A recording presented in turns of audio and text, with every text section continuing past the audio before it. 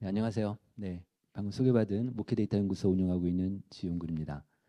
아, 코로나 이후에 이제 한국교회 변화 상황하고 앞으로 교회가 어떻게 대응해야 될지, 특히 3040 세대에 관련해서 좀 그런 그 여러 데이터들이 있는데 그 중심으로 좀 말씀드리도록 하겠습니다. 먼저 저 연구소 잠깐 설명을 좀 드리면 더 나은 정부가 더 나은 세상을 만든다 이런 모토로 이제 시작을 했는데 저는 여러분들 그 한국 갤럽 조사연구소 들어보셨죠? 매주마다 요즘 이제 계속 뭐 선거 때마다 이제 갤럽 데이터 많이 나오는데 저는 거의 갤럽 출신이에요. 그러니까 학교 졸업하고 어, 저는 학교 다닐 때는 사회학을 전공했고요.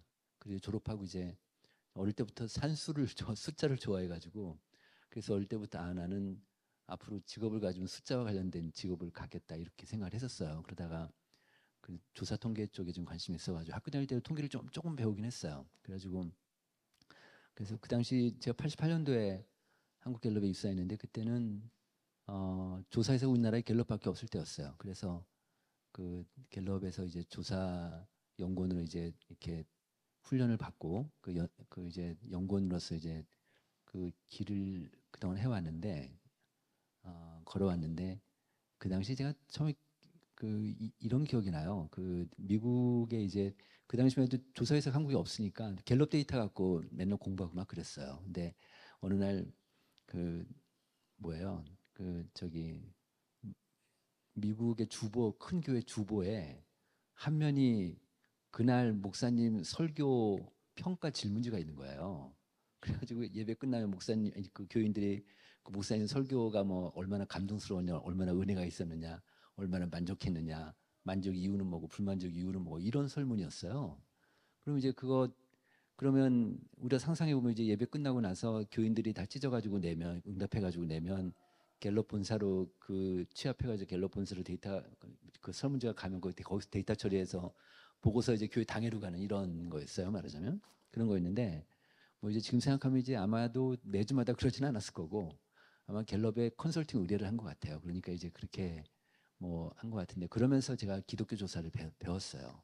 그러면서 어릴 때부터 교회 생활을 하다 보니까 이제 회사에서 기독교 조사가 들어오면 저한테 맡기는 거예요. 아무래도 사회과학 쪽이니까 크리스천들이 이렇게 많지가 않아요. 그러니까 저한테 맡겨서 그러면서 기독교 조사를 조금씩 해왔고 그러면서 이제 교회 목사님 특히 큰 교회 목사님을 알게 되고 뭐 그러다가 그래서 제 마음속에 나 이런 거 하면 좋겠다. 이런 거 하면 좋겠다. 계속 이렇게 하다가 그동안 이제 계속 하나님께서 지금 이렇게 되돌아보면 계속 이렇게 이것도 시키시고 저렇게 시키고 이렇게 이제 해서 목회데이터 연구소를 시작하게 된 것 같습니다. 이거는 매주마다 일반 사회 통계하고 그다음에 기독교 통계를 잘 모아가지고 그래서 한국교회 목회자들한테 또는 교회 리더십들한테 이렇게 보내주는 그런 역할을 하고 있습니다. 이게 무료예요. 처음에는 이걸 유료로 월 10만 원씩 리미티드로 팔려고 그랬어요. 근데 이제 주변 목사님들이 야 그럼 가난한 교회 못 보지 않냐 큰 교회만 못 본다 그래서 이제 후원 시스템으로 바꾸고 그래서 후원 받아서 운영을 하고 있습니다. 지금 처음에는 뭐 2019년도에 처음 시작했을 때는 그때는 코로나 전이었잖아요. 그러니까 저는 제 인생의 마지막 스테이지를 그냥 한국교회에서 기하겠다 생각하고 이걸 시작했으니까 뭐 그냥 몇 명이 되든 내가 할 수 있는 한 해보겠다 이렇게 시작했는데 처음엔 몇십 명들한테 보냈단 말이에요. 제 아는 목사님들한테. 그러다가 코로나 2020년에 딱 시작되고 나서 막 불확실성이 올라오니까 목사님들이 확 대고 들어오는 거예요. 그래서 구독자가 확 늘어서 지금은 2만 명이 넘게 보세요. 매주마다 2만 명 넘게 들어오고 계십니다. 그러다 이제 저 연구소가 유명해진 게 한국계 오른쪽에 그 책 그림 있죠? 한국계 트렌드 2023이라는 책을 내게 됐어요. 이 책은 이제 조사 통계를 바탕으로 해서 뭐 말이 트렌드지. 그러니까 이거 어떻게 만들었냐면 주변 목사님들이 우리나라에서 지금 제일 많이 팔리는 책이 트렌드 코리아라는 책이에요. 그게 지금 몇십만 부가 나오거든요, 매년마다. 근데 그거 이제 뭐 트렌드니까 목사님들이 많이 사보셨어요, 그동안. 근데 이제 저희 연구소가 생겼으니까 야, 너네가 좀 한번 한국계 트렌드를 한번 좀 트렌드 책을 내봐라. 이래가지고 제안을 많이 받았어요. 그래서 하다가 어, 조사 저희는 리서치 데이터니까 그 베이스니까 그 조사를 쫙 해가지고 목회자 조사도 하고 개신교인들, 기독교인들 조사도 하고, 일반 국민도 조사하고, 청소년 조사하고 이렇게 해가지고 저 책을 만들게 됐어요. 그런데 저게 많이 팔렸어요. 한 2만 권이 넘게 팔렸어요. 그래서 그해 종교서적 중에 제일 많이 팔린 책이 된 거예요. 그래서 2024도 또 똑같이 거의 비슷하게 팔려고 이제는 저기 이제 뭐 그 어느 정도 이제 브랜드가 됐죠. 올해 이번 달에 또 9월 30일 나옵니다. 30일 출판 기념회 또 하고요. 네, 그렇게 돼 있습니다. 네. 그래서 혹시 저희 뭐 여기 다 뭐 교회 리더분들이시니까 저희 데이터 필요하신 분들은 카톡 여셔가지고 그냥 목회 데이터 연구소 치시면 바로 채널 가입하시면 됩니다. 네. 자 보겠습니다. 이제부터 이제 내용을 좀 말씀드리겠습니다. 코로나 이후에 이제 한국교회 변화에 대해서 쭉 한번 말씀드리고, 그다음 3040 세대는 지금 어떤 상태인지, 그리고 이제 앞으로 교회가 어떻게 대응해야 될지 뭐 이런 측면에서 말씀드리도록 하겠습니다. 먼저 이 데이터를 보면은 코로나 이전에 현장 예배 참석률 이전 대비, 그러니까 코로나 전 대비 이제 코로나 그 이전 대비로 현장 예배 오는 분들이 몇 프로 회복됐는지 그 데이터예요. 보시면은 2022년 4월 달은 73%였고 작년 5월 달에 86%가 됐어요. 근데 올해 1월 달에 87%, 이번에 6월 달 재보니까 88%. 저희가 계속 추적 조사하거든요. 88%예요. 그러니까 작년 5월 달 작년 1월 달이 85%였어요. 작년 1월 달이. 그러니까 작년 1월 달 이후로는 별로 큰 변화가 없어요. 그러니까 한 평균 한 10에서 한 15% 정도, 한 뭐 맥시멈 한 15% 정도 교인이 이탈된 상태에서 다시 시작하는 거다. 다시 리스타트한다. 이렇게 보시면 되는데 한국교회 평균이 한 15% 정도라고 하면 15% 정도는 교인이 이탈된 거예요. 15% 정도. 만약에 이제 500명이다 그러면은 10%면 50명이고 75명 정도. 그러니까 어쨌든 500명 정도 되면은 400명 남짓 그 정도 남아 있는 거고. 그런데 재밌는 게 뭐냐면 제가 좀 이따 말씀드리겠지만 한국 교회가 코로나 이후에 두 가지 현상이 나타나요. 하나는 뭐냐면 이렇게 교인들이 툭 꺼졌어요. 그러니까 교인들이 줄어들었는데 남은 교인들은 신앙이 올라가요. 이해하셨죠? 다시 한번. 그러니까 그 교인들이 한 15% 정도는 빠져나갔어요. 이탈됐는데 나머지 남은 교인들이 이제부터는 신앙생활을 굉장히 완연한 회복세, 신앙생활이 좀 올라가는 이런 데이터들이 나와요. 이따 말씀드리도록 하겠습니다. 자 그러면 이렇게 지금 올해 6월 달 데이터가 88% 정도 회복이 됐어요. 이건 이제 큰 교회들 큰 교회들은 뭐 88, 90% 이상 되는 교회들도 있고, 근데 작은 교회들이 어려워요. 작은 교회들 회복이 잘 안 돼요. 작은 교회들은 뭐 70%안 되는 교회들도 많고 이런데 그래서 제가 이제 생각해 본 거예요. 모든 교회가 다 100%안 되진 않았을 거 아니에요. 그래도 코로나 전보다 부흥한 교회들이 있을 거 아니에요. 부흥한 교회들이. 그래서 부흥한 교회들이 어떤 교회들이 한번 제가 분석을 해봤어요. 그래서 부흥한 교회들이 얼마나 되냐 얼마나 되는지 측정을 해봤더니 한 15% 정도 돼요. 15% 정도. 전체 한국 교회 중에서 15% 정도는 코로나 전보다는 부흥한 거예요. 이 와중에 이 어려운 상태에서도 한 15. 근데 이게요. 교회 규모별로 좀 달라요. 큰 교회가 좀 더 성장을 해요. 큰 교회가. 이렇게 되는데 어쨌든 성장하는 교회들이 한 15% 되고 한 54%는 아직까지 회복을 못한 거예요. 그다음에 이제 30% 정도는 얼추 회복이 된 그런 교회들이고 이렇게 된 거예요. 그랬는데 이제 오른쪽은 이제 그 아이들이고요. 보시면 그래서 이 15% 되는 교회가 어떤 교회인지 궁금하잖아요. 그래가지고 이 성장하는 교회들 한번 분석을 해본 거예요. 분석을 했더니 보시면 교인 세 가지 변수가 딱 튀어나왔어요.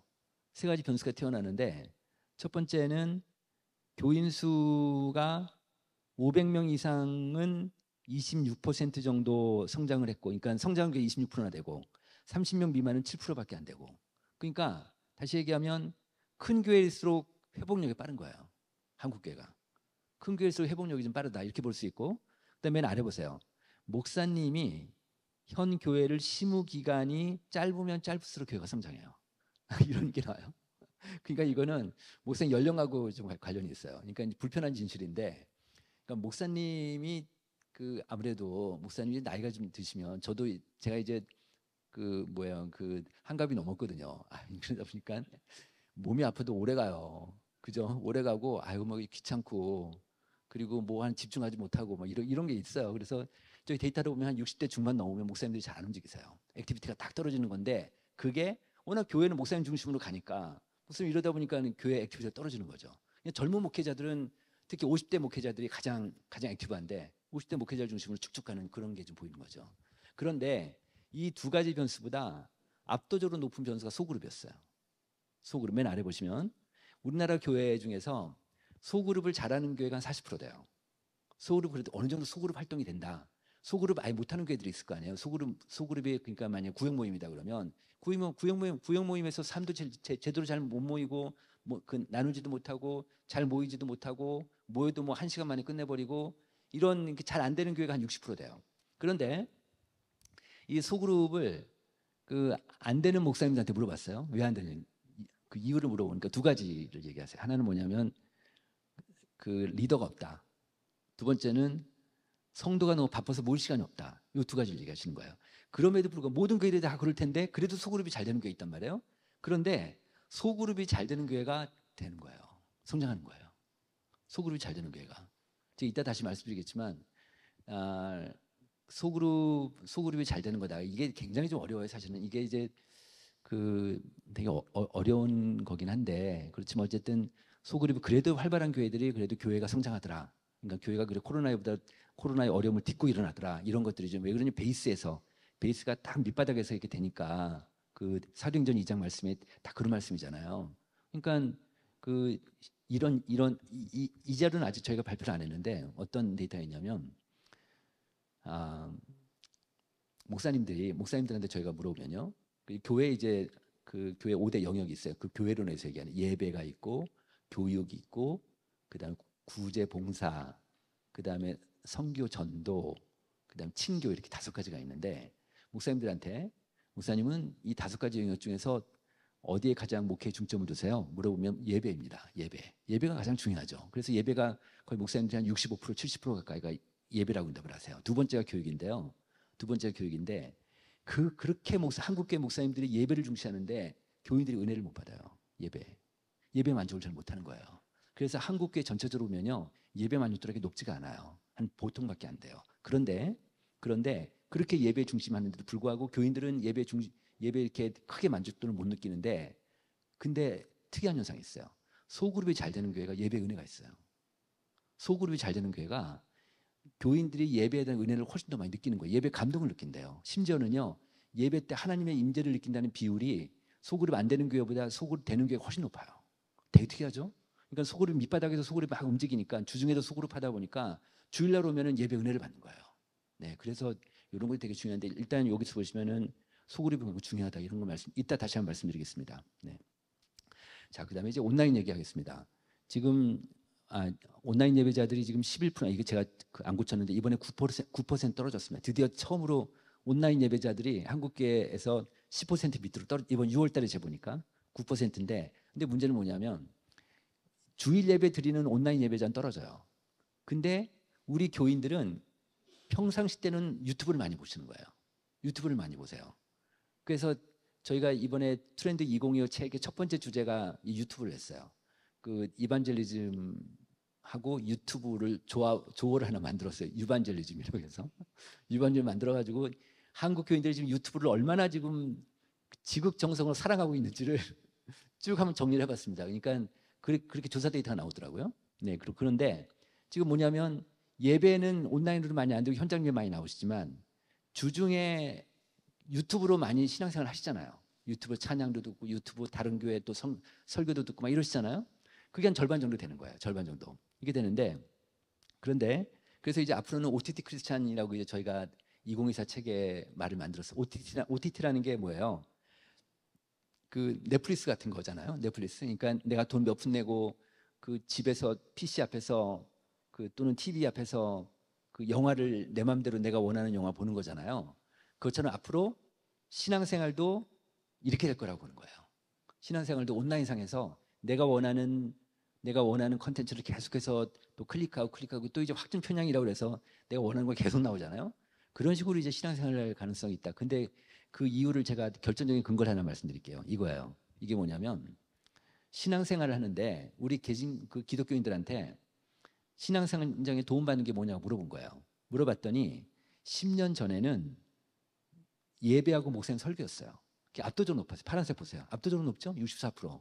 그런데 이번에 23년도 저희가 1월 달에 조사했는데 23년도에 재보니까 그게 64에서 28로 절반 이하로 뚝 떨어진 거예요. 그리고 뭐가 올랐느냐?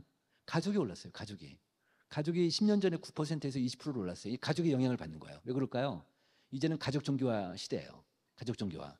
이제는 아버지가 부모가 교회를 믿으면 교회를 다니면 아이들도 교회 다니고 부모가 안 다니면 애들도 안 다니고. 저희 중고생들 조사해 보니까 교회 다니는 친구들 중에 그 부모가 교회 안 다니는 양부모가 다 교회 안 다니는 사람이 한 10%밖에 안 돼요. 아마 여기도 교회 학교 애들 중에 거의 대부분의 아이들이 부모들이 이 교회 다니거나 다른 교회 다닐 거예요. 아마도 그럴 텐데 그냥 가족의 영향을 받는 거예요.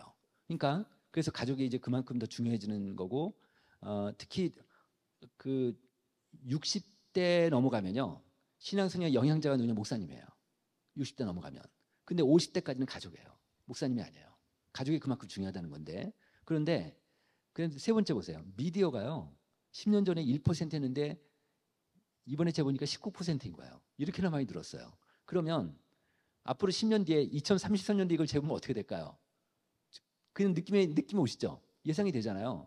아마도 목사님 예배나 교회 예배나 목사님 설교가 약간 더 그렇게 많이 줄지는 않을 텐데 이게 너무 많이 줄었으니까 약간 줄 거고 가족 올라갈 거고 미디어 올라갈 거예요. 근데 미디어가 더 올라가겠죠. 미디어 지금 10년 전 상승률을 보세요.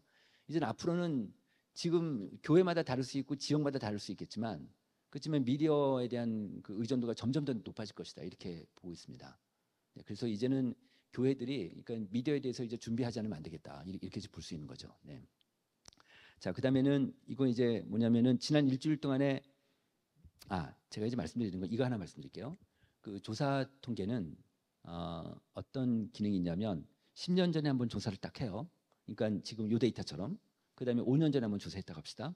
또 이번에 조사했어요. 그리고 앞으로 5년 뒤에 하고 또 10년 뒤에 만약에 지금 그럼 이제 지난 그 10년 사이에 한번 몇 번 조사했더니 이렇게 그 그래프가 나올 거 아니에요. 그럼 앞으로 어떻게 될 건지 눈에 보이죠. 이렇게 조사 통계예요. 그래서 이 조사 통계는 아주 합리적인 그런 기준에서 보면 이 조사 통계 미래 예측과 관련이 있어요. 그죠? 그러니까 오늘 제가 쭉 말씀드린 걸 쭉 들으시면은 그럼 우리 게 어떻게 되겠구나. 우리 게 어떻게 가야 되지? 이렇게 느낌이 오세요. 그죠? 이 숫자를 보더라도 제가 잘 설명드리면 그래서 우리 게 어떻게 그럼 우리가 어떻게 해야 되지? 이런 고민이 생기실 거예요. 그래서 이런 강의를 듣다 보시면 고민들이 많으시니까 여기서 그치는 게 아니라 이러고 갖고 반드시 토론도 하시고 워크숍도 하시고 그럼 우리 교회가 어떻게 가야 될지를 한번 고민해 보시는 그런 계기가 됐으면 좋겠다. 이렇게 볼 수 있습니다. 그리고 또 하나는 뭐냐면 자 이렇게 좀 그 코로나 이후에 뭐 교인들도 줄고 해서 이런 지표들이 안 좋잖아요. 이런 말이 있습니다. 그 예상되는 위기는 현실화되지 않는다. 다시 한번요. 예상되는 위기는 현실화되지 않는다. 위기를 예상할 수 있으면 위기를 예상하면 그 예상하는 그 사회적 주체들이 미리 대응하기 때문에 예상대로 안 간다는 거예요. 그죠? 자, 그럼 한국교회가 이렇게 쭉쭉 주고 있습니다. 저희가 지금 지금 현재 우리나라 기독교 인구가 16.6% 정도 지난해 저희가 쟀더니 한 5천 명 조사해도 이렇게 나왔어요. 근데 이게 계속 줄죠. 그 지금 2015년 센서스 조사가 19.6%가 이렇게 나왔어요. 근데 이제 16.6%가 줄어들었는데 저희가 모 기업의 펀딩을 받아가지고 앞으로 그 30년 뒤 2050년 한국 기독교가 어떻게 움직일지를 수요 예측을 했어요. 연세대학교 응용통계학과 팀하고 같이 해서 그 조사 한교총하고 연합해가지고 한교총 이름이 필요하니까 한교총하고 같이 해가지고 그 조사 결과를 냈어요. 지금 갖고 있어요. 다음 주 화요일 날 저희 넘버즈 저희 주간 리포트 통해서 발표가 되는데 이게 총 1억 3천만 원 들었어요. 근데 각 주요 교단, 합동교단, 통합교단, 주요 교단 교세 통계를 다 받았어요. 다 받아가지고 연대에 다 주고 거기서 이제 분석을 한 거죠. 했더니 지금 2050년에는 11%까지 떨어지는 걸 나왔어요. 한국 기독교가. 네, 그 정도로 이렇게 많이 떨어지니까 그러니까 우리 교회가 대강교회죠. 대강교회가 가만히 있으면 그렇게 떨어지는 거예요. 그죠? 가만히 있으면 떨어질 거 똑같이 떨어질 거 아니에요? 자, 우리가 그럼 어떻게 몸부림을 쳐야 우리 교회는 어떻게 해야지? 우리 교회 전략이 뭐냐? 우리 교회가 어떻게 해야지만 그럼 이대로 안 가고 우리는 다시 반등할 수 있는가? 이걸 고민하시는 거지 말하자면. 자, 그렇습니다. 자, 그다음에 이건 뭐냐면 아까 제가 얘기한 대로 지난 일주일 동안의 신행 활동을 이제 지금 현재 교회 다니는 사람들, 그러니까 이탈자 아니죠. 현재 교회 다니는 사람들한테 물어봤더니 신앙 나눔이나 신앙 상담 이게 작년 5월 달에는 26%인데 이번에 1년 만에 31% 올랐어요. 두 번째. 그다음 기독교 방송 본 사람들도 작년 27에서 31로 오르고 기독교 모임 참석한 사람도 20에서 28로 오르고 그다음 성경 공부 제자 훈련도 약간 오르고 물론 큐티나는 약간 떨어지긴 했지만 근데 큐티나는도 신학 나눔이랑 합해 보면은 약간 올랐어요. 같이 합하면 이런 식으로 해서 전체적으로 보면은 전체적으로 일반 사람들이 교인들의 신앙 생활들이 약간씩 올라가고 있다 이렇게 좀 볼 수 있습니다. 그래서 그런 것들이 좀 만연한 회복세다 이렇게 좀 볼 수 있겠고요. 또 하나 이번 조사에서 특징이 하나 있어요. 뭐냐면 맨 위에 보세요. 2020년 12월 달 코로나 한창 진행될 때 그때 어떻게 물었었냐면은 귀하 신앙은 코로나 이전보다 깊어졌어요, 약해졌어요? 이렇게 물어봤어요. 그랬더니 맨 위에 보시면 하늘색이 약해진다는 응답이에요. 약해졌다는 사람이 27%. 그다음 깊어졌다 빨간색, 깊어졌다가 21%. 약해진 사람이 더 많았죠? 그죠? 그다음 22년도 약해진 사람이 더 많아요. 39대 14. 23년 5월 달은 이제 어느 정도 회복이 되니까 29대 18. 그래도 약해진 사람이 더 많은데 이번에 재보니까 역전됐어요. 이번에 재보니까 깊어진 사람이 더 많았어요. 그러니까 확실히 만연하게 회복세요, 한국 교회가. 그러니까 이렇게 이제 신앙이 이제 올라오면 근데 이게 어떤 뜻이냐면 한국 교회는요. 그 우리 한국 교인들은 교회에서 활동을 많이 해야 자기 신앙이 깊어진다고 생각해요. 다시 얘기하면 우리는 한국 교인들은 일터 신앙이나 가정 신앙이 별로 없어요. 그러니까 일터에서는 크리스찬이나 넌 크리스찬은 크게 큰 차이가 안 나요.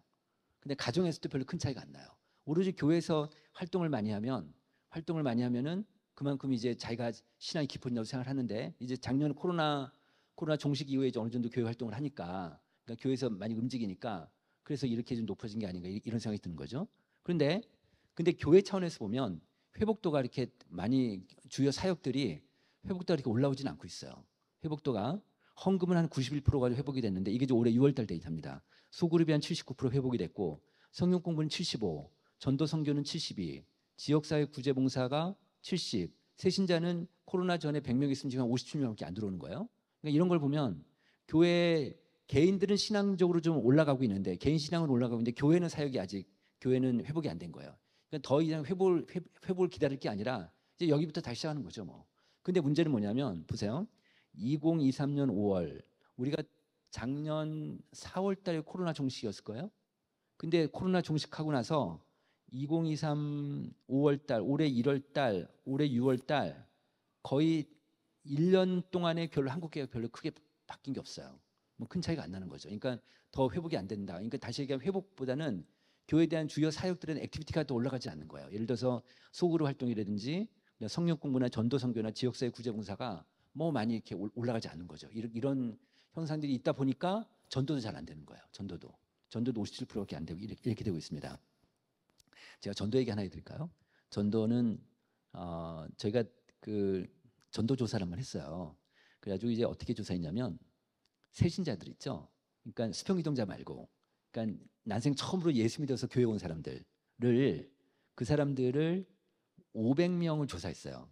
전국에 500명을 지난 3년 사이에 처음으로 교회 온 사람들을 이렇게 조사했더니 이 사람들이 한 20% 정도는 자기 혼자 제발로 들어서 온 사람이고 나머지 한 80%는 누군가 전도해서 온 사람이에요. 그러니까 전도자가 있는 거예요.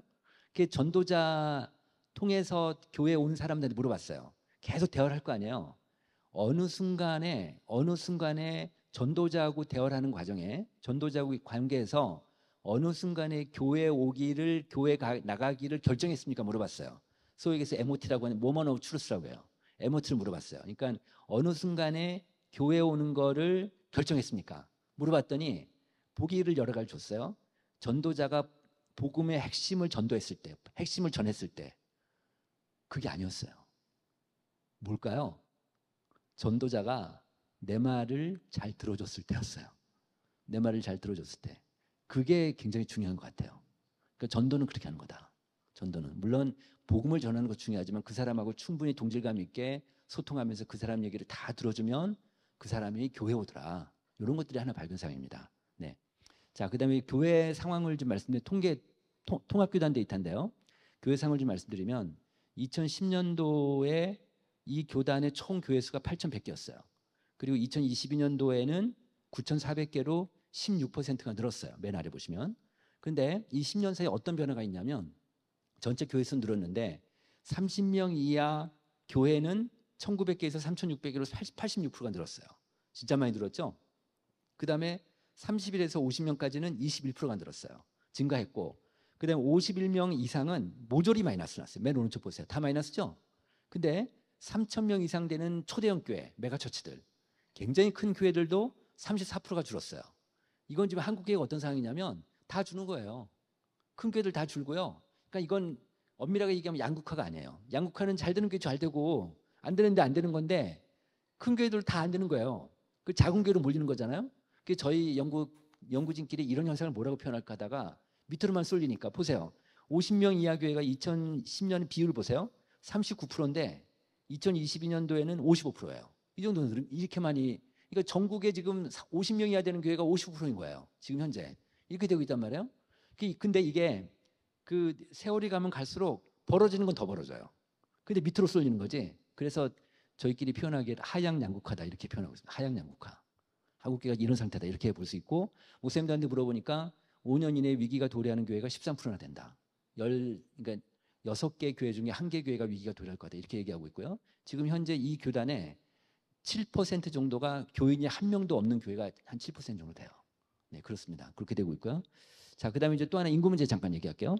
인구 문제를 보면 그 안양시가 지금 인구가 몇 명인가요? 혹시 아세요?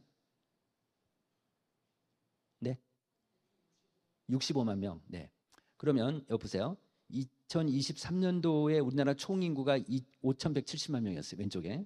그다음에 앞으로 작년 12월 달에 우리나라 통계청에서 그 미래 인구가 발표됐거든요. 그 데이터를 보면은 2033년에 5,100만 명이에요. 그럼 70만 명 정도가 줄어요. 그럼 전체 인구 중에서 1.3%가 줄어요. 어때요? 많이 줄어요? 적게 줄어요? 별로 안 줄죠? 별로 안 줄어요. 지금 굉장히 만만하게 줄어요.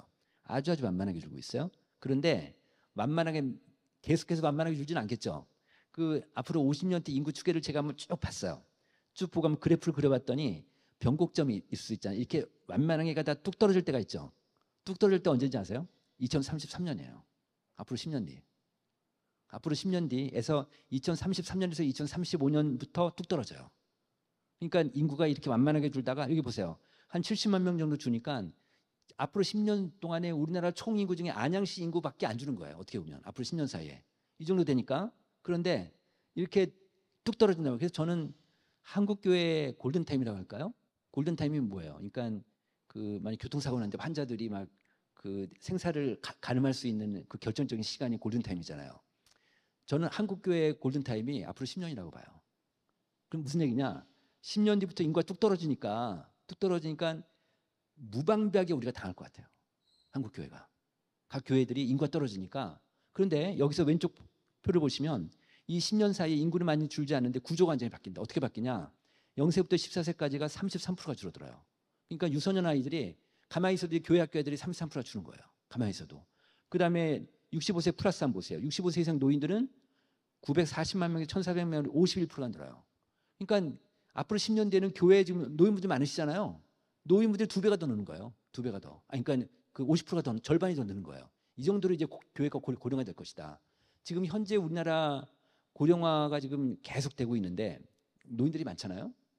그래서 이제 고령화 지수라는 게 있어요. 예를 들어서 전 인구 중에서 65세 인구가 65세 인구가 몇 프로인가 이런 게 있잖아요. 고령화 지수인데 이게 지금 일반 국민들, 교회 밖의 일반 국민들하고 교회하고 다를 수 있죠. 그죠? 교회가 좀 더 고령화돼 있어요. 지금 현재 우리가 2024년인데 한국 교회 노인들 분포가요. 2050년도에 대한민국 고령하고 똑같아요. 이해하셨죠? 그러니까 지금 현재 우리나라 노인 비율이 한국 교회 안에 있는 노인 비율이 2050년에 우리나라 노인 비율하고 똑같아요. 그렇게 되고 있어요. 그 정도로 지금 노인들이 많아지니까. 그래서 모든 교회들은 고령 친화적 교회가 되지 않으면 안 된다는 거예요. 고령 친화적 교회가 되지 않으면 안 된다. 이런 얘기예요. 그러니까 우리가 상공사공들을 계속해서 강조하고 집중해 하고 거기 예산 투입하고 해서 키우지만 똑같은 비율로 노인들도 관리하셔야 돼요. 노인들도 잘 케어하셔야 되고 노인들 신앙 잘 관리하셔야 되고 케어하셔야 되고 노인들 친화적으로 노인들의 교회에서 그 위축되지 않게 눈치 보지 않게 이런 게 되게 중요할 것이다. 이렇게 볼 수 있습니다. 네.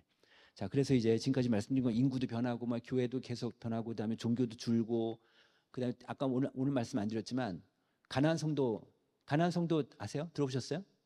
가나안 성도, 가나안 또 거꾸로 해보세요. 안 나가. 그러니까 교회 안 나가는 크리스찬들.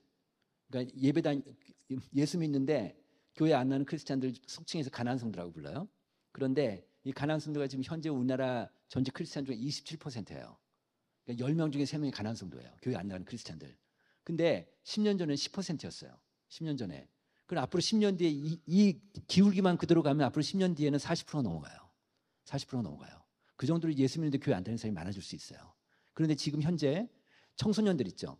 청소년들, 한국 청소년들, 교회 다니는 청소년, 그 예수 믿는 청소년들 중에 가나안 성도가 36%예요. 어린보다 훨씬 많아요.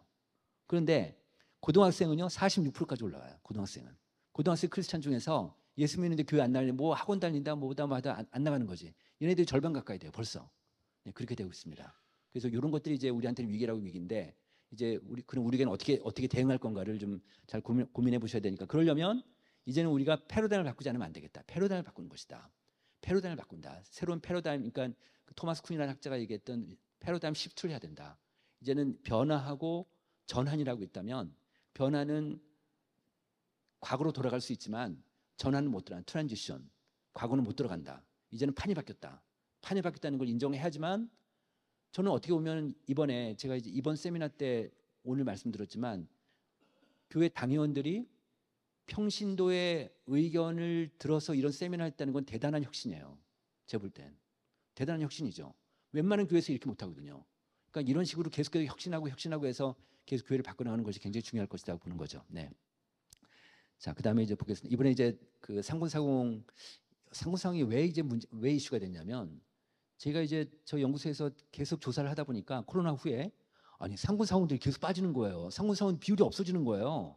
야 이거 큰일 났다. 교회 허리 세대인데 어떻게 보면 사실 어떻게 보면 다음 세대 그러지만 교회 학교 아이들은 정말 그 다음 얘기고 지금 허리가 없으면 교회 바로 문 닫아야 되는데 그것 때문에 이제 상군사공에서 저희가 상군사공 조사를 한 거예요. 그러니까 몇 차례 조사를 했어요.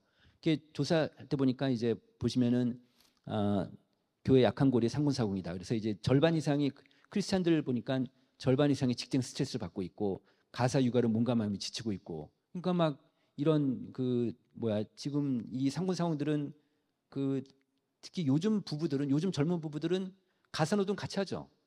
여기 같이 하시죠. 그죠? 같이 안 하세요? 그냥 같이 안 하신대. 네. 저희 아들은요.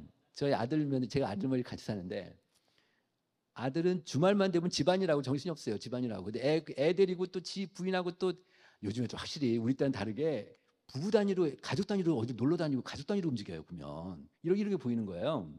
그래서 가사노동을 같이 하니까 육아도 같이 하고 그러니까 힘들지 이게. 그러니까 그냥 남편 안에 제가 손녀가 하나인데요.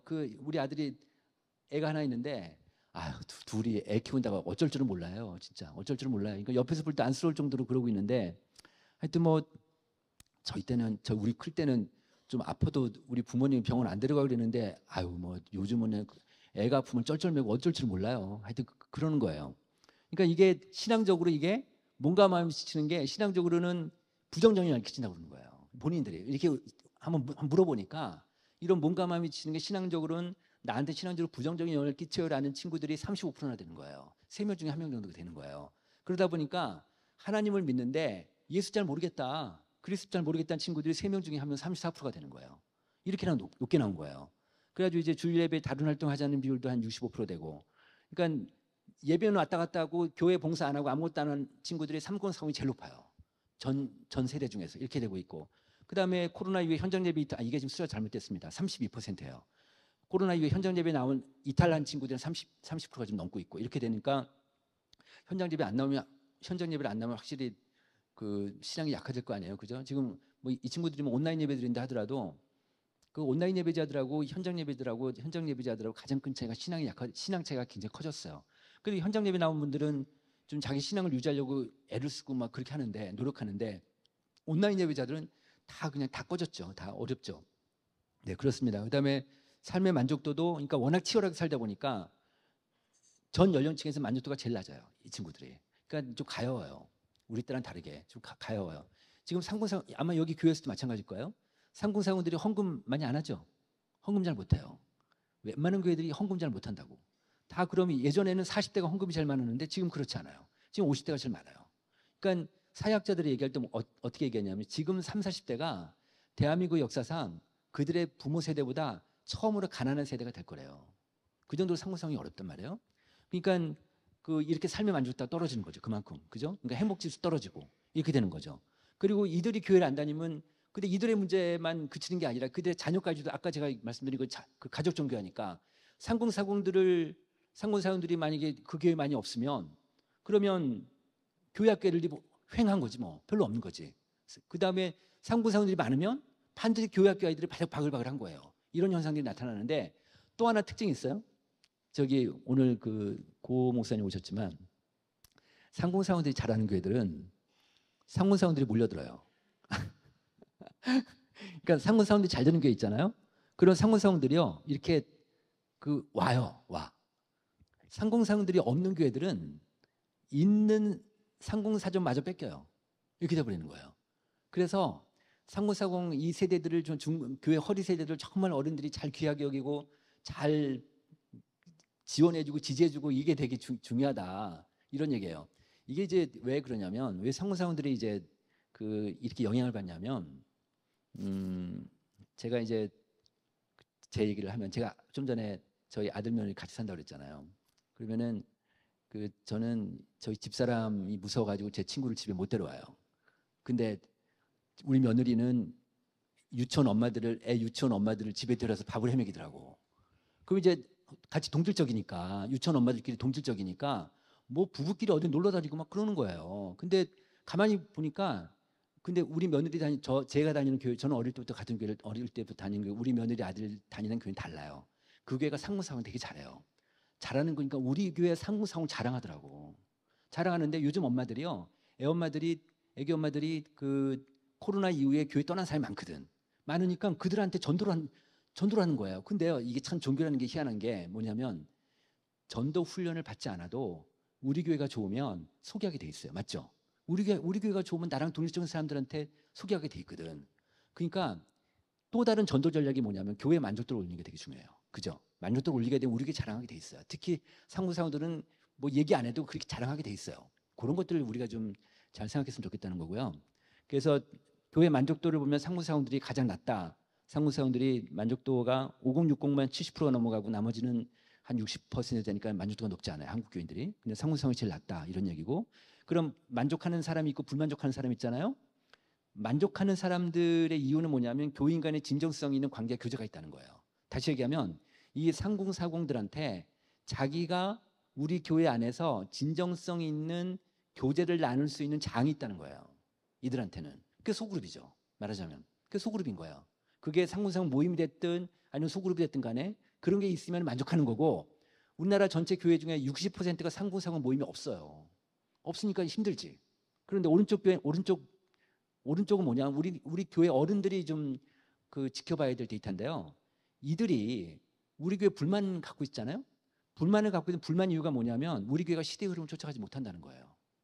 우리 교회가 시대 흐름을 쫓아가지 못하고 우리 교회 지도자의 권위적인 태도가 있다. 이게 같은 얘기죠. 같은 얘기죠. 이것 때문에 숨막혀 하는 거예요. 자, 볼게요. 지금 우리 여기 교회가 40대 장로 있어요? 있어요? 없어요? 제가 교회 가서 강의할 때마다 여쭤보면 정말 대부분의 교회가 40대 장로가 없어요. 그렇거든요. 그런데 우리나라 지금 중위 연령 0세부터 가장 나이 많은 사람까지 쭉 나래비 세우면 가운데 나이가 몇 살일까요? 지금 46살이에요. 중간 나이가 장로가 없는 교회 리더십이 없는 거예요. 다 50대, 60대 고령층밖에 교회 리더십이 없으니까 한번 보세요. 지금 50대 아버지하고 아버지의 자식들이 보통 20대라면 50대 아버지하고 20대 자녀하고 관계가 좋습니까? 관계 별로 안 좋아요. 관계 충분히 대화를 못한단 말이에요. 그러니까 50대 리더십이요. 20대 청년 정말 이해하기 어려워요. 정말 이해하기 어려워요. 20대, 30대를 끌고 나가기 어려워요. 그래서 40대 장로가 필요한 거예요. 큰 교회들은 그래서 이런 문제 때문에 왜냐하면 투표하면은 50대부터 되니까 40대는 잘 안 되지. 그러니까 투표하면 어려우니까 40대 장로를 아예 쿼터제로 두는 교회가 있어요. 그런 교회도 있어요.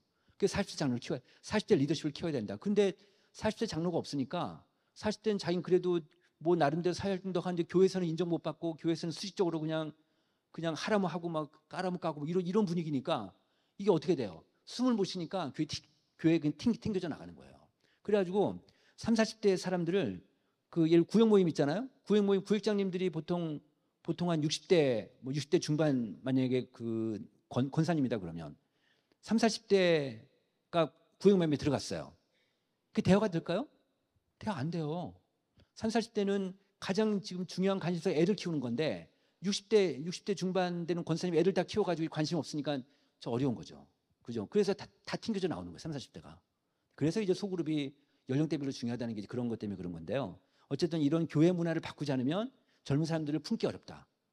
이런 것들이 좀 뭐 하나의 좀 중요한 이슈가 될 것 같습니다. 그러면 이제 교회 리더십 그룹에서는 야 이게 참 그 노인 문화가 있는데 우리 교회 문화가 있는데 이걸 어떻게 한꺼번에 바꾸냐. 그러니까 이런 것들을 한번 좀 서로 디스커션도 하고 워크숍도 해보고 해서 조금씩 좀 고쳐나가는 방식으로 하고 또 하나는 뭐냐면 젊은 사람들하고 이 의사소통 세대 통합을 하기 위해서는 반드시 사역을 같이 하는 게 되게 중요하다. 만약에 성교여행을 간다 그러면 젊은 사람들하고 장로님들하고 같이 성교여행 갔다 오고 그 성교여행 같이 몸을 부딪히면서 하다 보면 서로 친해질 수 있으니까 그런 식으로 세대 통합하는 게 되게 중요하겠다. 교회 안에서도 마찬가지죠. 그런 사역을 하나로 묶어가지고 같이 하는 것도 되게 중요할 수 있겠다. 이렇게 좀 볼 수 있습니다. 그다음에 이제 이 친구들한테 상권사원들한테 교회에서 하는 활동이 뭐냐 그랬더니 소그룹이 가장 높아요. 그러니까 그다음에 봉사 소그룹이 더 높아요. 그러니까 무슨 얘기냐면 상권사원들이 이제 교회 활동하는 사람들을 보면은 소그룹 하는 사람들이에요. 그러니까 이걸 보면 전략화 시킨다면은 반드시 상권사원들을 소그룹화 시키는 게 되게 중요합니다. 네, 그렇습니다. 네, 그다음에 목사님한테 물어봤어요. 목사님은 앞으로 목회 중점 세대를 어디에 두시겠습니까? 이렇게 물어봤더니 상군사공이라고 대답하셨어요. 그다음에 이게 지금 작년하고 올해 두 번 조사했는데 또 두 번째는 이제 모든 세대. 그러니까 상공사공이 중요하고 또 모든 세대 중요하죠. 왜냐하면 상공사공을 너무 집중하면은요 어떤 부작용이 있냐면 노인들이 삐지세요. 그러면 노인들 뭐 화나 야 우리가 평생 교회 헌신하고 헌금도 많이 내고 우리는 이렇게 충성했는데 우린 뒷방 들그냐 이렇게 나온다고 말이죠. 그러니까 교회 입장에서는 양쪽 다 해야 되는 거죠. 이런 게 되게 중요할 수 있다는 거죠. 네. 자, 그다음에 이제 요거 아까 제가 말씀드린 거니까 60% 정도가 그 상군사회 모임이 없다는 거고 또 하나는 이런 게 있습니다.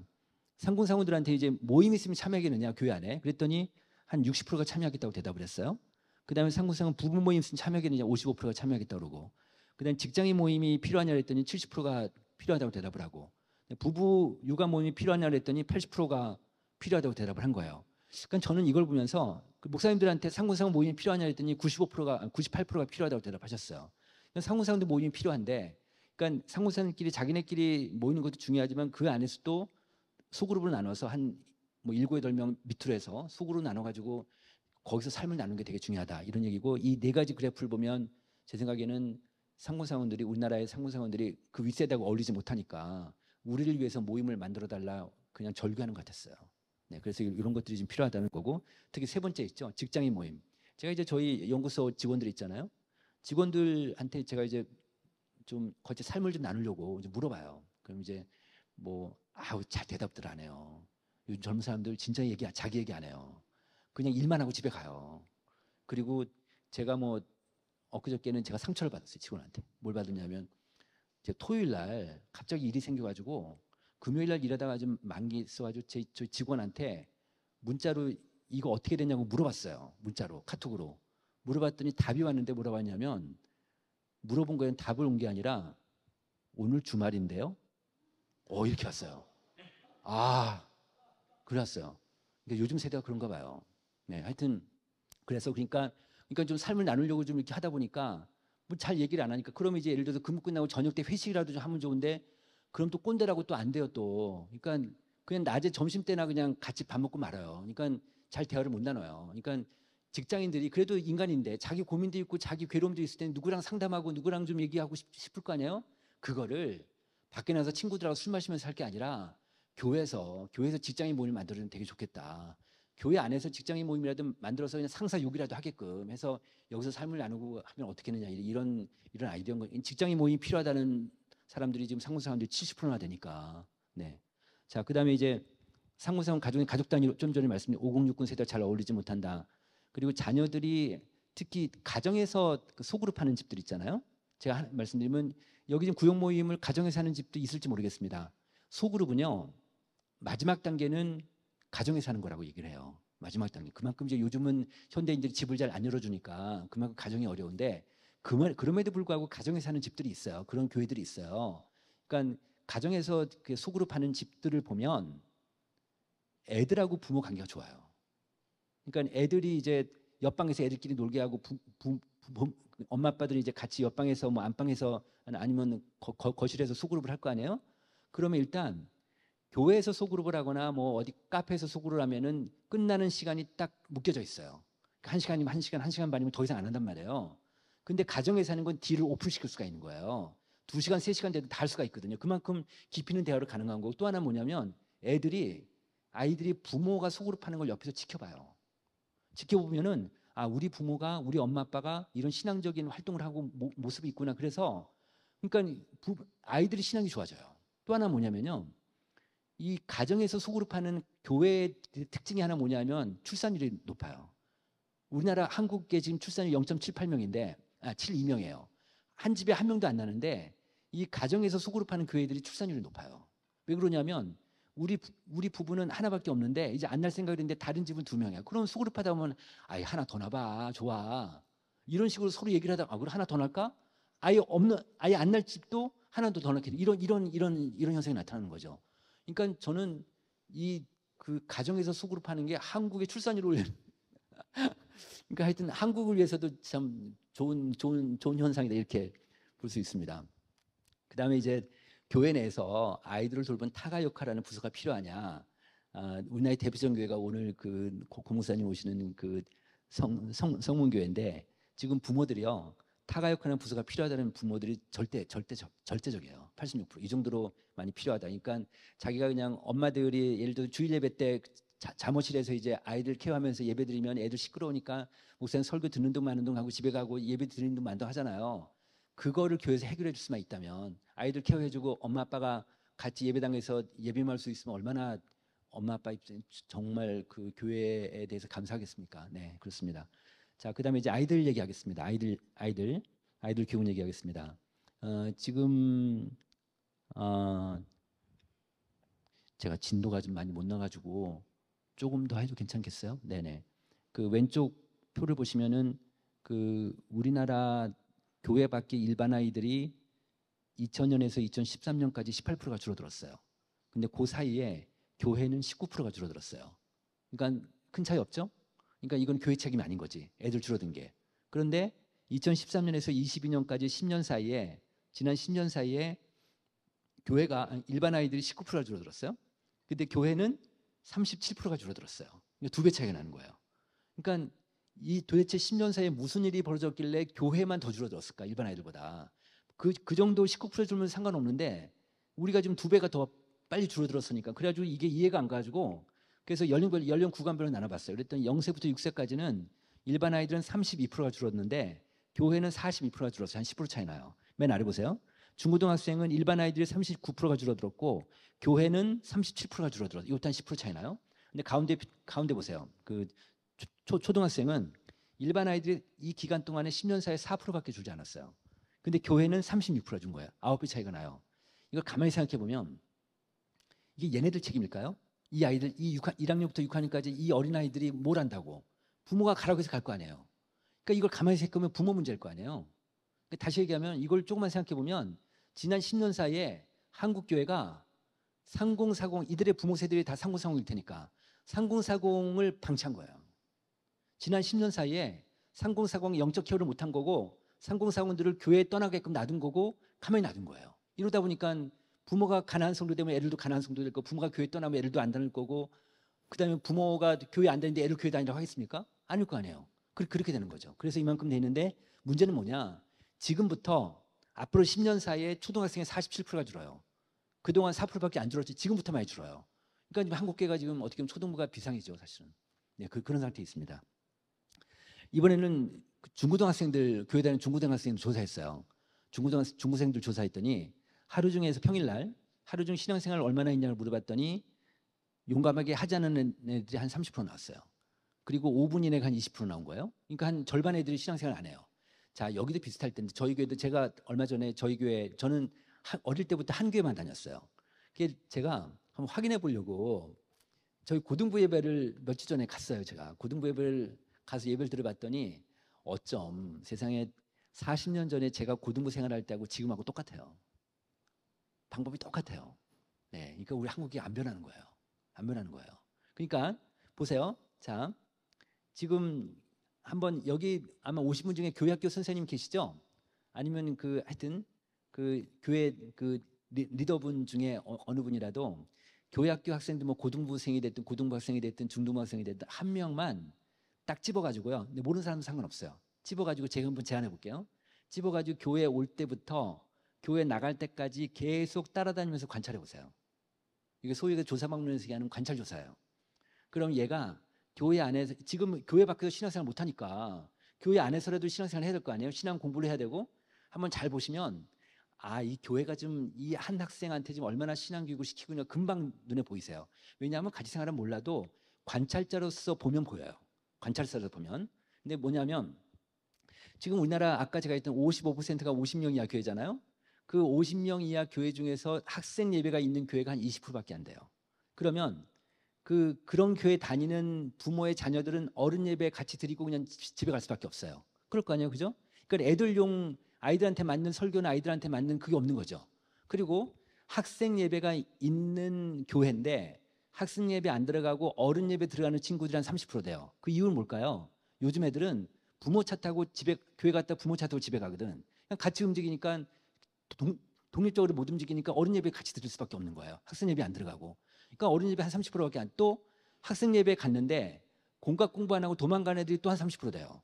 그러니까 그리고 또 이제 공학 공부 하는 애들한테 물어봐요. 공학 공부 하는 애들한테 만족도를 물어보고 만족 이유를 물어보면 만족 이유가 뭘까요? 의미 있는 걸 신앙적으로 도움받는 걸 배웠다가 1위가 아니에요. 선생님이 좋다요. 두 번째 이유가 뭔지 아세요? 친구가 좋다요. 공학 공부를 하는데 분만 공부를 하는데 만족도가 사람이에요. 사람. 그러니까 얘네들한테 신앙적으로 영적으로 넣어주기가 쉽지 않아요. 지금 상황이 이렇다는 거죠. 그러니까 이런 상태에서는 가정이 되게 중요하잖아요. 가정이. 볼게요. 그래서 그러니까 지금 여기 보시면은 왼쪽 보세요. 지금 아이들한테 물어봤더니 교회 언제 처음 나왔으면 물어보니까 모태신앙이 60%예요. 모태신앙이. 모태신앙이 지금 현재 60%고 그다음 초등학교 이제 나온 애들이 한 20% 되니까 한 80% 정도가 부모 손잡고 나온 애들이에요. 이렇게 되는데 부모가 그만큼 중요하니까 이 학생들한테 신앙생활에 가장 영향을 주는 사람이 누구냐고 물어봐요. 그랬더니 엄마예요. 엄마. 절대적으로 엄마예요. 두 번째는 코로나 전에는 목사님이었는데 그것도 코로나 이후에는 또 그나마도 아버지로 바뀌었어요. 이제 엄마 아버지예요. 애들한테. 엄마 아버지인데 제가 그 몇 년 전에 한 2, 3년 됐어요. 저희 과 선생님 교수님을 좀 뵀어요. 저희 친구들하고. 근데 이 교수님이 이런 얘기를 하는 거예요. 요즘 대학생들 신입생 들어오면 자기 의사결정권이 없대요. 없는 것 같다는 거예요. 뭐 중요한 일 있으면 집으로 전화해서 엄마한테 물어보는데 어떻게 해야 되냐고. 얘네들이 그런다는 거예요. 이게 무슨 얘기냐면 이 선생 하는 얘기가 뭐냐면 요즘 엄마들은 사랑하는 엄마가 아니래요. 매니저 맘이래요. 매니저 맘. 그러니까 어릴 때부터 학원 디자인해서 돌려버리니까 엄마들이 그냥 매니저인 거예요. 매니저. 그러다 보니까 애들은요. 엄마들한테 철저하게 종속적이에요. 아이들이. 그렇게 애들이 길들여져 있는 거지. 그만큼 엄마가 중요하다. 엄마한테 종속적이다. 이런 거예요. 말하자면. 그래가지고 이제 부모가 중요해졌으니까 부모한테 물어봤어요. 부모한테 물어봤어요. 귀하는 자녀 신앙교육의 구체적인 방법을 알고 있습니까? 물어봤더니 무려 절반이 모른대요. 세상에 자기는 교회 다니고 애가 있는데도 불구하고 자기 애들 신앙교육 시킬 어떻게 할지 모르는 부모가 절반이 되는 거예요. 그리고 가운데 그래프는 뭐냐면 교회가 다니는 교회로부터 자녀 신앙교육 훈련을 받았습니까? 물어봤더니 받았다는 사람이 27%밖에 안 돼요. 나머지 73%는 없다는 거예요. 그런 적 없다는 거예요. 그래가지고 이거를 그래서 이제 있다는 사람들한테 그럼 집에서 지금 아이들 신앙교육 시키고 있냐? 물어봤더니 계속 실천하고 있다는 비율이 18%예요. 그러면은 전체 학부모들 조사해 보니까 학부모 전체 100으로 하면 5%예요. 5%. 저희가 이 조사를 트래킹으로 했어요. 올해 조사를 또 했어요. 제가 다음 주 월요일 날 발표해요. 올해 데이터 한 4%로 또 1% 줄었어요. 또 줄었어요. 그러니까 더 이상 이게 그 진전이 안 되는 거예요. 다시 얘기하면 한국 교회 전체에서 가정에서 아이들 신앙교육 시키고 있는 집은 5%밖에 안 되는 거예요. 나머지 95%는 신앙교육 못 시키고 있는 거예요. 근데 애들 교회 와서 신앙교육 되나? 안 되지. 안 되죠. 네, 그냥 관계로만 아이들 돼 있는 거죠. 그래서 이런 말이 있어요. 그 1919년도에 이제 목사지법이라는 책인데 주일 학교는 그 부모의 가르치는 것을 보충하는 것이니 부모가 그 책임을 내려놓고 그 선생이 다 할 수 없느니라. 이 얘기를 보면 누가 애들 교육시키라는 거예요? 부모예요, 부모. 이게 지금 한국 선교 초기에 이런 책자가 나오는 거예요. 그러니까 교회가 메인이 아니다. 교회는 백업 기능이지 부모가 애들 교육시키는 거다. 그러면 교회 학교 전체 교육에 교회 학교 전체 모든 방향이 뭘로 가야 돼? 부모예요. 그죠? 부모가 가고 교사는 뭘까요? 교사는 그러면 무조건 부모랑 소통해야 돼요. 이제는. 저희 교회 부목사가 이런 얘기를 해요. 저희 교회 부목사님이 주일날 이제 주일 학생 예배 안 나온 애들 있잖아요. 그럼 이제 그 연락을 그 핸드폰 하는 거예요. 왜 안 나왔냐? 그 애들이 안 받는데요, 주로. 잘 안 받는데요. 그러니까 그 목사님한테 전화하면 안 받는데 받는 애들이 있대요. 받는 애들이 뭐냐면 목사님하고 엄마하고 친한 경우는 애들이 받는데요. 엄마한테 혼날까 봐. 그러니까 그 안 나온 거를 목사님이 읽으면 안 되니까. 그래서 전화를 받는다는 거예요. 그런다는 거예요. 그만큼 이제 엄마가 중요해졌다. 이런 얘기고요. 이거 목사님한테 물어봤습니다. 교회 학교 성장을 위한 동력이 뭐냐 그랬더니 부모 교육이 되게 중요하다. 이게 목사님들이 아시는 거죠. 목사님이 아시는데 그럼 왜 이게 한국교회 실천이 안 될까? 그러니까 실천력이 왜 떨어질까? 이거는 부모에 대한 저항력이 더 커서 그런 것 같아요.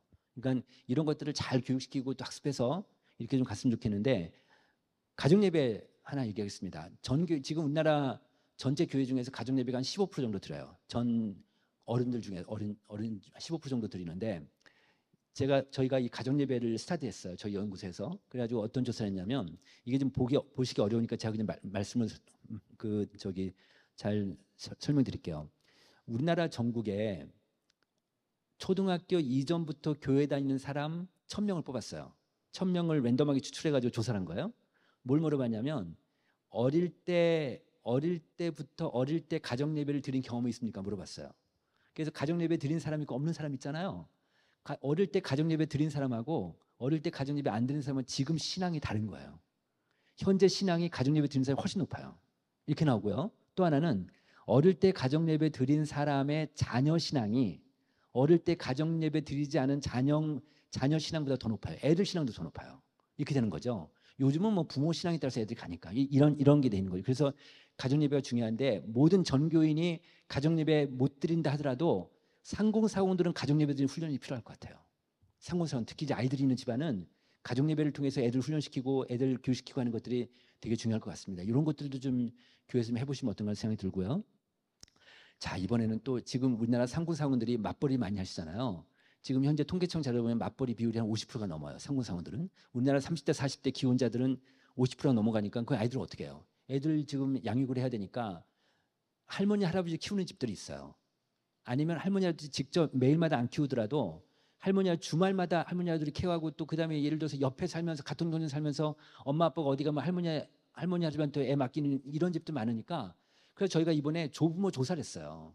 할머니 할아버지 교회 다니는 사람 중에 조부모한테 아이들 손주 양육이나 교육에 얼마나 관심이 있습니까 물어봤더니 무려 70%가 관심 있다는 거예요. 이제는 조부모 교육도 중요하다. 조부모 교육도 중요하다. 이렇게 볼 수 있습니다. 자, 이번에 이제 아까 제가 말한 상권사고만 중심으로 갈 게 아니라 노인분들도 중요하니까 이제 고령교인들도 좀 말씀드리면 고령친화적교회 정의가 이거예요. 아무리 나이가 들더라도 소외되거나 배제됨이 없이 교회 구성원으로 은퇴 이후의 삶을 소명으로 살아갈 수 있는 여건과 지원 체계를 갖춘 교회다. 이런 얘기예요. 여기서 보면 그 노인분들한테 이게 65세 이상 노인분들한테 질문한 거예요. 교회 바라시는 게 뭐예요? 물어봤어요. 교회 바라는 게 무엇인지 물어봤더니 첫 번째가 뭐가 나왔냐면 22년도 올해 또 조사했습니다. 올해 2년 동안 해서 얼마 전에 발표된 자료예요. 올해 조사했더니 같은 나이대 교인들과의 교제 소그룹 활동이 22년보다 24년도가 좀 올랐어요. 그리고 목사님의 관심과 연락이 20절 40일로 쑥 올랐어요. 다시 얘기하면 제가 아까 말씀드렸죠. 50대까지는요. 목사님에 대한 의존도가 약해지다가 별로 크진 않은데 이 60대부터 목사님에 대한 의존도가 확 올라가요. 이렇게 되거든요. 그러니까 목사님들은 어쨌든 노인분들과 스킨십을 많이 하셔야 돼요. 뭐 손 한번 잡아주고 한번 포옹해 주시고 말 한번 건네주고 전화 한번 해드리고 우리 마치 자식이 그 부모님한테 그냥 아무 일 없어도 안부 전화하듯이 목사님이 그렇게 하는 게 되게 중요한 거고요. 자, 또 하나는 그런 면인데 자 여기서 맨 왼쪽 이분들은 소그룹을 하길 원하세요. 노인분들은 다시 얘기하면 전 세대 중에서 소그룹의 욕구가 가장 높으세요. 노인분들이. 외로우시니까. 그리고 노인분들이요. 은퇴한 노인들은 하루 종일 제일 많이 뭐 할까요? 제일 많이 하는 게 뭘까요? 노인 실태 조사 보고서를 보면 제일 많이 하는 게 TV 보는 거예요. 하루에 4시간, 5시간을 보세요. 하루에. 이 정도니까 특히 그 낮 시간에 이렇게 많이 보신단 말이에요. 자, 그러니까 이분들 외로우시니까 이 소그룹을 하길 원하는 조건이 있는 거예요. 이분 어떤 조건이 있냐면 같은 나이대 노인들과 하고 싶어요. 이게 무슨 뜻이냐? 60대 노인분들이 70대 노인들과 어울리고 싶어 하지 않으세요. 또 70대 노인들은 80대 노인들과 어울리고 싶어 하지 않는 거예요. 그런데 거꾸로 80대 노인들은 70대, 60대랑 또 어울리고 싶어 하실 거 아니에요. 그죠? 아, 이런 딜레마가 있어요. 이런 딜레마가, 요건, 그러니까, 교회에서 알아서 잘 하세요. 네. 하여튼, 같은 연령대끼리 모이는 걸 참 원하세요. 그러니까 소그룹은 그렇게 해야 된다는 건데. 네. 그 다음에 신앙생활에 영향을 주는 요인이 뭐냐? 65세 노인들이에요. 목사님이에요. 목사님이 가장 높고. 그 다음에 직분 은퇴, 그 다음에 이제 은퇴, 이거는 71세 이상 노인들한테, 그러니까 은퇴한 분들이죠. 나는 건강이 허락하는 한 교회에서 주어진 사역을 적극적으로 하고 싶다. 그러니까 53%. 나는 아직 교회에서 일을 할 만큼 신체적, 정신적 능력이 된다. 43%. 나는 교회에서 은퇴했더라도 여전히 교회 정책 결정에 참여하고 싶다. 41%. 이렇게나 높아요. 그러니까 은퇴했음에도 불구하고 이렇게나 높으니까 그래서 근데 우리가 보통 그 주요 교단들은 70대, 71세 되면 다 직분을 내려놓고 자기 역할 다 내려놓고 이제 은퇴하잖아요. 제가 이제 저희 교회 장로님 한 분이 올해 은퇴하셨는데 저랑 친하신 분이에요. 이분이 이제 그 지난해 은퇴하셨다. 그래가지고 이제 그 은퇴하시고 나서 몇 달 그 다음 달인가 교회 식당에서 이제 예배 끝나고 밥을 먹는데 이분이 저기 혼자 밥을 드시는 거예요. 저기서 제가 그분한테 갔어요. 왜 장로님 혼자 드세요? 그랬더니 야, 나 은퇴했다고 아무도 나를 밥을 안 먹어준다 이러는 거예요. 그러니까 괜히 혼자 위축돼 가지고 그럴 필요가 없는데 그렇게 생각하시는 거죠. 자, 이 고령신화적 교회가 뭐냐면 그런 노인분들이 한 분도 없게 만들자는 거예요. 그러니까 정말 귀한 분들이다. 우리 교회 가장 소중한 분들이라는 거를 늘 인식시켜주고 또 그렇게 행동하고 교회에서 그렇게 하는 게 되게 중요하고 그다음에 노인분들이 힘드시니까 교회에서 그 장로님들 들어가는 방이 있지만 이분 노인분들 쉴 수 있는 방도 만들어주자. 하드웨어로. 이런 것들도 필요하지 않겠냐. 이렇게 보는 거죠. 근데 여기서 이렇게 40%가 넘게 이분들이 너무너무 이렇게 교회 일을 또 하고 싶으신데 은퇴했음에도 불구하고 이게 왜 그러냐면 연령대가 건강 수명이라는 게 있어서 그래요. 우리나라 한국 노인들이 우리나라 국민들이 건강 수명이 73예요. 73. 그러니까 그 우리나라 그다음에 평균 수명이 그 83입니다. 83. 그러니까 우리나라 한국인들은 73까지 건강하게 살다가 10년 동안 아프다가 사망하는 게 한국 사람들이에요. 평균이 지금. 그렇단 말이에요. 근데 지금 70세 은퇴하니까 3년 동안 나는 건강한데 일하지 말라는 거 이렇게 되니까 광주에 있는 어떤 교회는요. 이걸 알고 그 은퇴하신 분들 중에서 또 교회 사역하고 싶으신 분 계시잖아요. 이렇게 원하는데 다 하게 놔뒀어요. 다 하게. 예를 들어서 이분이 교육부장을 맡았는데 안 뺏고 계속 교육부장 하게 하신 거예요. 이렇게 했더니 70대 중반 되는 분이 계속 교회 사역을 하니까 고마워가지고 교회 고마워가지고 자기가 생명보험 등기에 있는데 5억짜리 등기에 있는데 자식한테 안 주고 교회로 수혜자를 바꿔버렸어요. 이분이. 그래서 유산기부 운동이 돼버린 거예요. 그러니까 지금 아까 제가 상군 사원들이 헌금을 못하니까 이제 노인분들이 이제 헌금을 많이 해야 되는데 그 우리나라 노인들이 지금 100% 국민연금을 못 받고 있어요. 그 국민연금 받는 분들 중에서 평균이 60만 원밖에 못 받으니까 교회 헌금하기가 어려우시죠. 그러니까 우리나라 노인들이요. 현금을 많이 못 갖고 계세요. 뭘로 갖고 있을까요? 부동산을 갖고 있어요. 부동산으로. 부동산 갖고 있으니까 노인분들이 그냥 상속도 못하고 한국에 지금 우리 노인들이 상속을 죽기 전까지 지금 상속 못하는 안 하시는 분들이 80%가 넘어요. 80% 정도 돼요. 한 20%밖에 상속 못하거든요. 그러니까 이런 상속 못하고 그냥 자식한테 줘버리니까 교회는 아무것도 없고 그렇게 교회 헌신했음에도 불구하고 그냥 하늘나라 가실 때는 교회 아무것도 내놓지 못하고 그냥 돌아가시는 이렇게 되는 거죠. 말하자면. 그래서 그 지금 우리나라 노인들이 한 70%가 안팎 정도에서 그 죽음에 대한 교육을 받고 싶어 하세요. 죽음. 이제는 곧 하늘나라 가셔야 되니까 교회에서 죽음에 대한 교육을 잘 하시면서 유산기부 운동 같은 것도 잘 얘기하시면 좋을 것 같습니다. 네. 이분들이 이제 여전히 현역이고 싶다 이런 생각을 갖고 있는 거죠. 여기네요. 그래서 작년에 64%였는데 죽음에 대한 교육이 78%나 이렇게 높게 받고 있습니다. 근데 이 하나만 더 말씀드릴게요. 지금 우리나라 그 상속 소송 건수가 있어요. 상속 소송 건수가 있는데 지금 연간 한 4만 건 정도 상속 소송 건수가 있어요. 굉장히 많죠? 되게 많아요. 상속 소송 건수가 많은데 이거의 85% 정도가 1억 원 미만짜리예요. 그러니까 큰 돈도 아닌 것 같고 자식끼리 싸워요. 그러니까 이게 무슨 얘기냐면 부모가 그걸 미리 정해주지 못하고 가서 우리나라 지금 유언장 쓰는 비율이 1%밖에 안 돼요. 유언장 쓰는 비율이.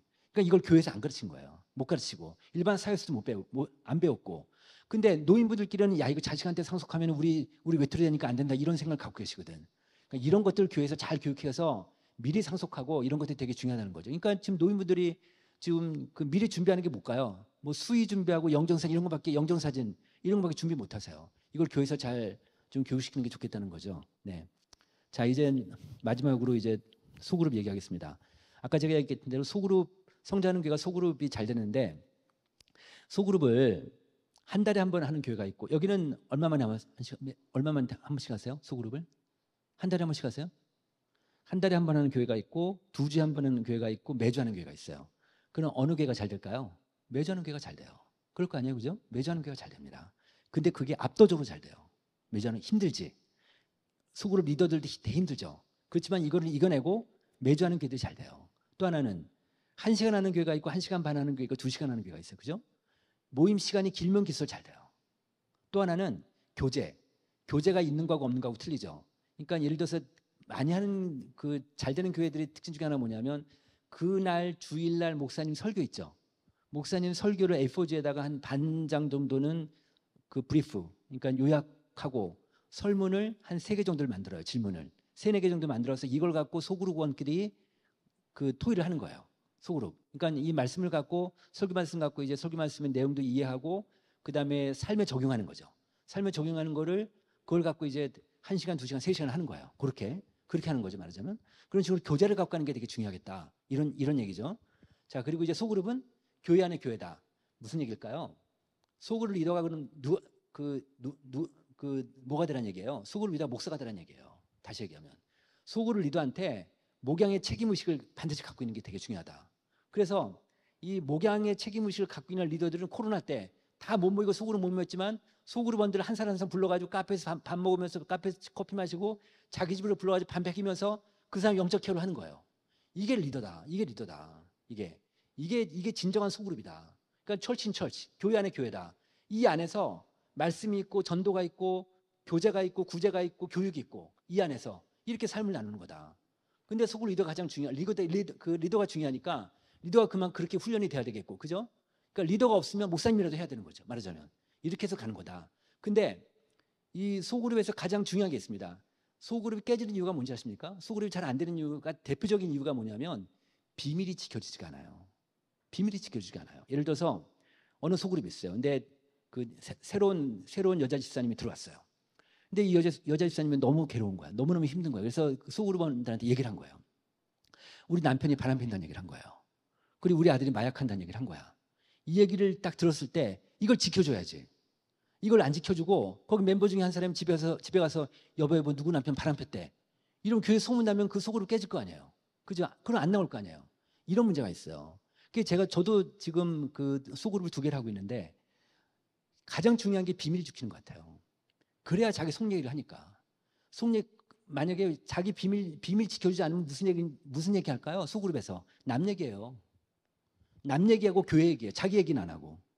남 얘기하고 교회 얘기하다 끝나버려요. 그죠? 그게 소그룹이 되면 안 된다. 그럼 그거는 소그룹 하나만 하다. 자기 얘기를 해야 된다. 자기 얘기를. 자기 얘기하고 그리고 자기 고민을 얘기하면 너무너무 힘든 걸 얘기하면 스스로 이 얘기하면서 왜 치유가 되잖아요. 그리고 서로 조언도 해주고 서로 기도해주고 하면서 이게 그래서 영적인 성장이 되는 거죠. 소그룹에서. 소그룹 영적인 성장이 된다는 게 이런 뜻이란 말이죠. 네, 그래서 구역 모임을 이런 식으로 한번 바꿔보자. 네. 아마도 제가 이제 말씀 듣기로는 여러 가지 요인이 있겠지만 지금 한국교회 평균보다 대강교회가 지금 코로나 전보다 더 지금 회복도가 떨어지고 계세요. 자, 이거를 그럼 우리의 원인은 어디서 찾느냐? 한번 속으로 한번 생각해 보십시오. 네, 여러 가지 요인도 있겠지만 그래서 그럼 우리가 어떻게 다시 가야 될지 한번 좀 고민해 보시면 좋겠습니다. 네. 자, 그다음에 이거는 목사님들한테 물어봤습니다. 목사님들한테 앞으로 성장 가능성 있는 교회 8가지 유형의 교회를 보여주고 가장 성장할 수 있는 교회가 뭐예요? 물어봤어요, 목사님들한테. 그랬더니 첫 번째가 소그룹이었어요. 소그룹 모임 활발한 교회. 두 번째가 설교, 세 번째가 예배, 그다음에 전도. 설교, 예배, 전도 다 중요하지만 소그룹이 가장 중요하다고 생각하신 거예요, 목사님들이. 이게 함의가 있어요. 어떤 게 있냐면 시골에 있는 목사님, 서울 도시교회에 있는 목사님, 큰 교회 목사님, 작은 교회 목사님을 서로 모르는 담임 목사님들을 랜덤하게 500명을 추출했더니 이분들의 집단 지성이 나오는 데이터예요. 그러니까 그만큼 이게 효과적이라는 거죠. 그렇게 좀 생각하시면 될 것 같고요. 이건 소그룹 하는 사람들한테 물어봤어요. 모이면 즐겁다, 나에게 유익함이 있다, 친밀한 관계를 유지한다, 어려움을 당한 사람을 돕는 문화와 분위기가 있다, 신앙적 격려와 자극을 받는다, 나눔의 깊이가 있다. 거의 90% 안팎이죠. 소그룹 하는 사람들은 이런 생각을 갖고 있으니까 안 할 이유가 없죠. 그죠? 안 할 이유가 없어요. 그래서 이건 또 뭐냐? 저희가 한번 실험을 해봤어요. 무슨 실험을 해봤냐면 우리나라 그 교회 다니는 사람 중에서 소그룹 지금 활동하는 사람들을 500명을 뽑았어요. 그 다음에 소그룹 안 하는 사람들을 500명을 뽑았어요. 그래서 두 그룹을 비교해 본 거예요. 뭘 비교했냐면 귀하는 지난 1년 사이에 전도할 대상자를 마음에 정한 적이 있습니까? 물어봤어요. 그랬더니 소그룹 하는 사람들은 34%가 정했대요. 근데 소그룹 안 하는 사람들은 14%가 정한 거예요. 그래서 그 사람을 교회 데려왔습니까? 물어봤어요. 교회 데려온 사람은 소그룹 활동자는 50%가 데려온 거예요. 그 다음에 비활동자는 26%가 데려오고 그걸 전체 환산해 보니까 소그룹 하는 사람들은 17%가 데려왔어요. 그리고 비활동자는 4%밖에 안 들어온 거예요. 그럼 4, 4, 16, 4배 차이 나죠? 그러니까 교회에서 전도하는 사람이 누구예요? 소그룹 하는 사람들이에요. 그죠? 그러니까 전 교인을 소그룹으로 다 묶어놓을 수만 있다면 전 교인을 소그룹 구역 모임 다 해서 구역 모임에서 정말 왕성하게 삶을 나누고 한다면은 완전히 교회가 다른 교회가 될 거예요. 정말 다른 교회가 될 거예요. 그죠? 예배 은혜도 있을 거고 그다음 이 안에서 계속해서 그 소그룹이 성장할 거고 신앙적인 성장이 되고 또 하나 있습니다. 소그룹 잘 되는 교회가요. 가장 그 조직적으로 높이 있는 분이 목사님이잖아요. 목사님이 전 교인이 누가 예수 만났고 누가 무슨 간증이 있는 게 보고가 올라와요. 그럴 거 아니에요. 소그룹 리더들이 하니까. 그죠? 그래서 소그룹이 잘 되는 교회들은요. 늘 간증거리가 있어요. 간증자가 있어요. 근데 소그룹이 안 되는 교회는 수백 명이 있더라도 누가 예수 만났는지 모르는 거예요. 누가 간증이 있는지 모르는 거예요. 그런데 재밌어요. 저희가 예배 조사를 했어요. 예배 조사를 했더니 예배 순서 중에 간증이 있는 교회가 있어요. 예배 순서 중에. 그런데 예배 순서 중에 가장 은혜를 받은 게 어느 순서입니까? 라고 교인들한테 물어보면요. 간증이 있는 교회에서는요. 목사님 설교보다 간증이 더 은혜가 있어요. 같은 교인들이니까.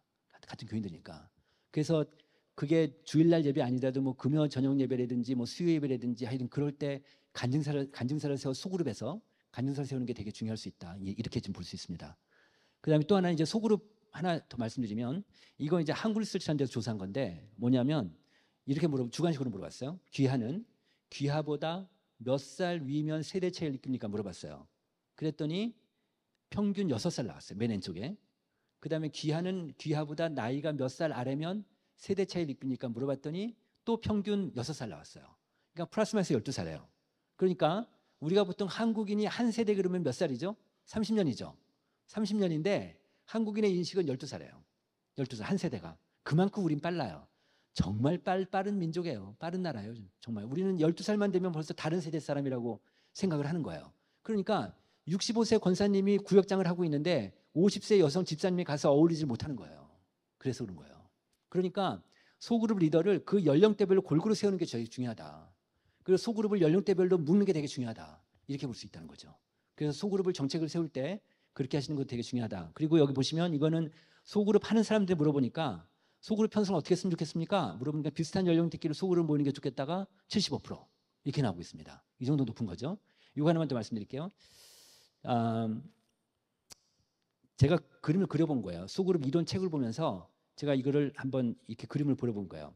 X축은 오른쪽은 교회 다니는 사람, 왼쪽은 교회 안 다니는 사람. Y축은 위에는 믿음 있는 사람, 아래는 믿음 없는 사람. 그러면 지금 우리 교회 구역 모임을 하는 사람들 그러면 구역 모임 하는 분들이 보통 누구예요? 일사분면이죠. 우리 교회 다니고 믿음 있는 사람들일 거 아니에요? 근데 이제 구역장님이 좀 더 열심인 분이 돼서 믿음이 없는 우리 교인도 데리고 와요. 그런 사사분면까지 같이 포함할 수 있죠. 그런데 소그룹은 2사분면하고 3사분면도 데려와야 된다는 거예요. 다시 얘기하면 믿음 있고 교회 안 다니는 가난한 성도, 그 다음에 믿음 없고 교회 안에 완전 초신자들, 이런 사람들까지도 초신자를 소그룹에서 데려올 수 있어야 된다는 건데, 서울의 저 반포 쪽에 있는 교회인데 한 2천 명 되는 교회인데요. 이 교회가 소그룹을 되게 잘해요. 근데 소그룹 때문에 계속 크는 교회인데, 이 교회가 소그룹 하는 모습을 보면 소그룹 리더가 앉아 있잖아요. 그럼 앞에 구성원들이 앉을 거 아니에요. 소그룹 리더 오른쪽 자리를 비워놔요. 이 교회는. 그럼 그 자리 누구 자리일까요? 예수님 자리가 아니라 새신자 자리예요. 그 자리는. 그러니까 이 교회 소그룹은 새신자가 애니타임, 언제 오든지 애니타임 웰컴해요. 언제 오든지 새신자 이 교인들이 받아줄 준비가 돼 있는 거지. 그러니까 마음 자세가 다른 거예요. 그냥 전통적으로 우리끼리 그냥 주구장창 5년, 10년 동안 우리끼리 하는 구역 모임이 아니라 언제든지 새신자가 올 수 있도록 마음의 준비를 하니까 주중에도 내가 누구를 저 자리에 채울까를 생각하게 될 거 아니에요. 완전히 다르죠. 완전히 달라요. 교재를 만들더라도 교재가 이런 사람들이 들어와도 언제든지 문제를 풀 수 있을 정도로 쉽게 만들어야 되는 거죠. 그죠? 그런 식으로 이제 이 교회는 그렇게 가고 있어요. 그래서 어쨌든 그러니까 소그룹은 전도의 거점이 돼야 된다.